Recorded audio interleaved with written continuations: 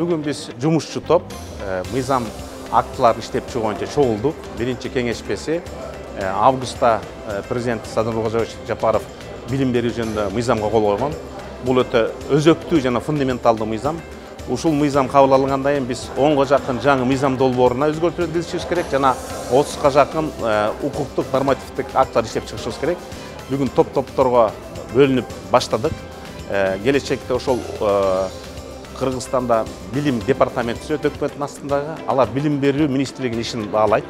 Экинчи лицензиялык уруксаат берүүчү функциясы министрликке өтө азаят.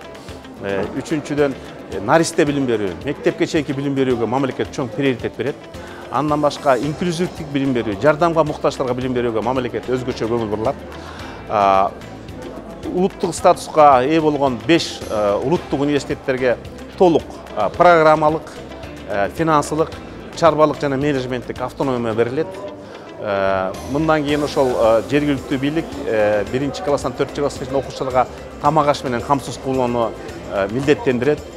Жана бала бакчаларда жаңа ачылган бала бакчалардын балдардын тамак ашка болгон акчасын ата-эне төлөп берүү үчүн ушул мыйзам долбоору карайт. Андан башка биздеги бүт окуу жайлар, бала бакча, мектеп, профлицейлер, пет колледждер, окуу жайлар, илимдер академиясы дагы өзүнчө бизнес, ишкерлик менен алектөөлүгө толук мүмкүнчүлүк болот. Ушул сыяктуу мыйзамда жаңы өзгөчөлүктөр бар.